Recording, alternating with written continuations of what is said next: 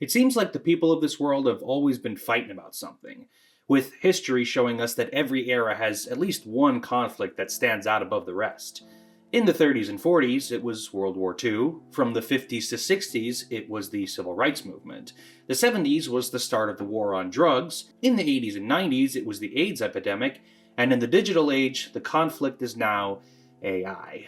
And just like in those previous conflicts, it seems like there's a bit of a disconnect nowadays between what the masses want and what the people who have the power want. And don't get me wrong, there's always been the fear that technology will make humans obsolete in the workforce, but never has that fear really been as warranted as it is now. And not just because technology is constantly taking that next big step, even outside of AI's efforts, but because big corporations continue to push for AI to take over jobs, despite the fact that the general public has made it crystal clear that that's not really what we want. This has led many people to push for more restrictions on AI, with some even calling for it to be abolished, which I don't think is the right call. I mean, I get why people have such an aggressive reaction, but what if we had said the same thing about not inventing nail guns because we have hammers, or not inventing cars because we have horses? I think that with the proper safeguards, AI can be a tool that we can use in ways that don't compromise people's livelihood. But in order to do this, we first have to accept one painful truth.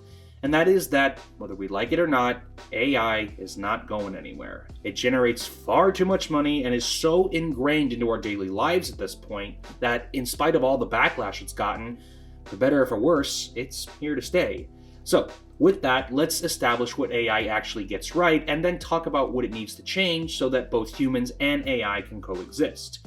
For those who may not know, I'm an actor and a writer, which also happen to be positions that companies are really pushing for AI to take over. And obviously, I'm against this. I don't want to see my craft, a craft centered around the understanding of the human spirit, to be taken over by something that can't understand the human spirit. But as much as my blood boils at the idea of AI being involved in the world of film, in any capacity really, the truth is, before its rise in popularity, AI was, and is still being used in some areas of filmmaking to this day. If you're a writer, then you've probably used softwares like Final Draft, Writer Duet, Microsoft Word, or Google Docs.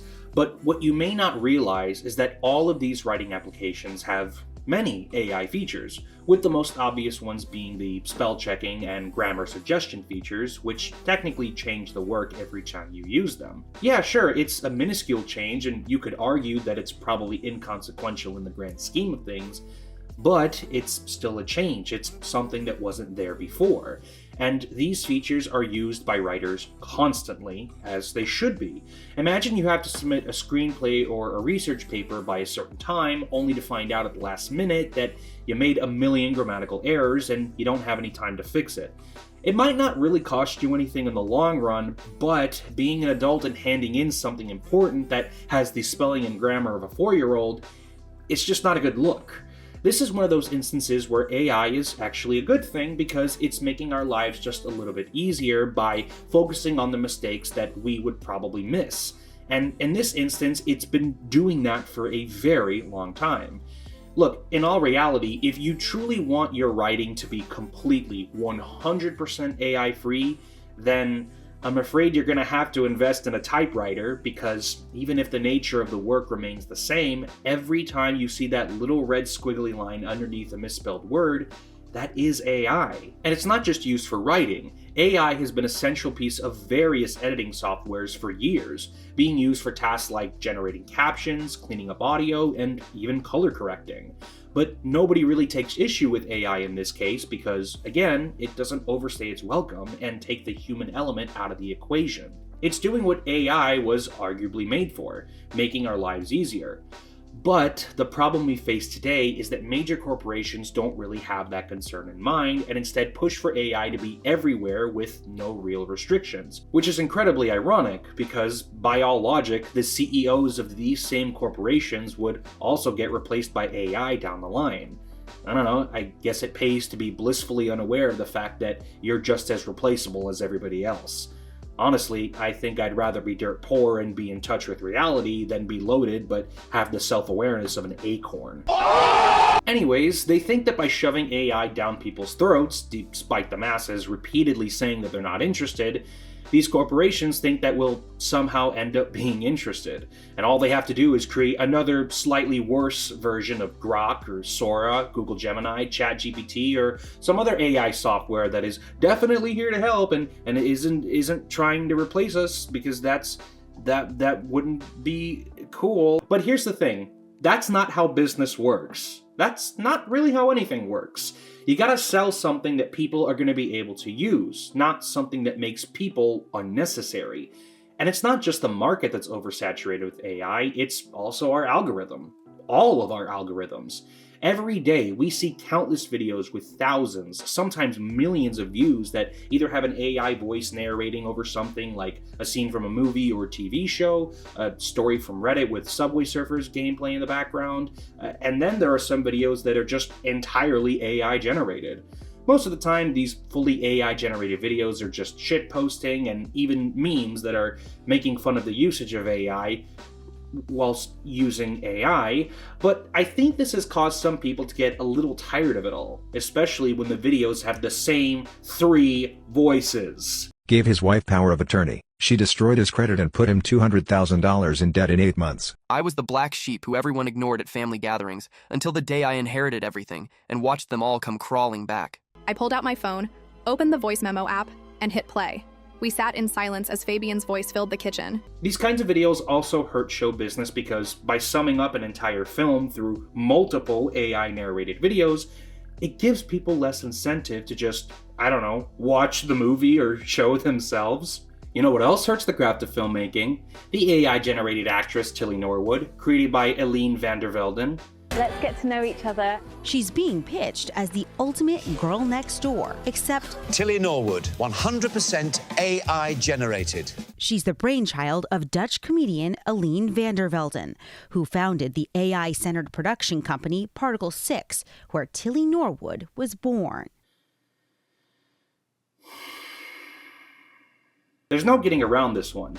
This will most certainly take people's jobs. You could argue that at least with the AI narrated videos and even the fully AI generated ones, they aren't technically taking jobs away from anyone because it's usually just a single creator and not a production company making them, I guess.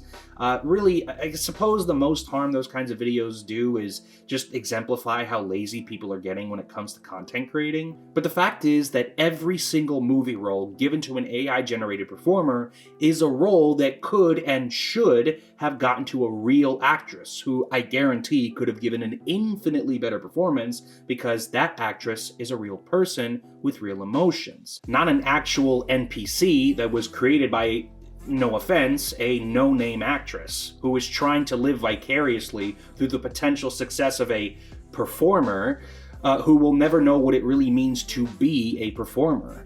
But this isn't AI's only problematic pathway into our media. For a long time now, people have been using AI to spread misinformation about various celebrities and political figures. Like the time there was an AI-generated photo of a Hurricane Helene survivor holding a puppy whilst looking sad, which prompted Republicans to criticize President Biden's response to the disaster. Then there was the Republicans' What If ad, an entirely AI-generated video that depicted what America would have looked like if Joe Biden and Kamala Harris were re-elected.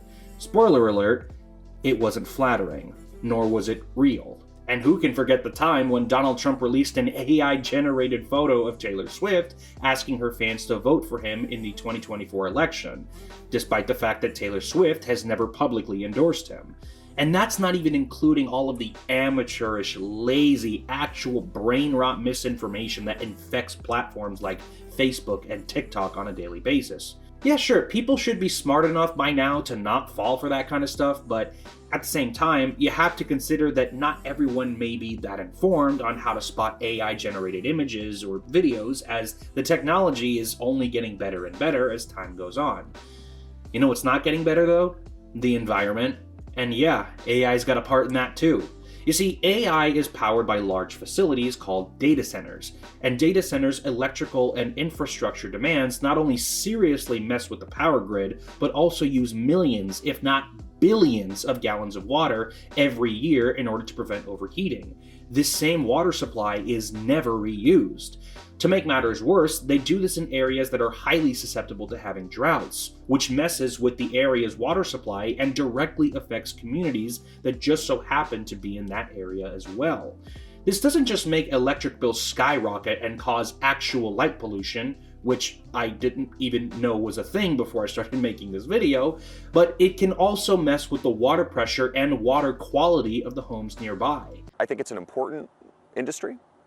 I'm not saying they should all get out and leave, but I am saying that if you're going to come into a community and you're going to take resources out of that community, then you have to be willing to give back to that community. And all that damage so that someone can make an AI-generated video of Jeffrey Epstein fighting P. Diddy.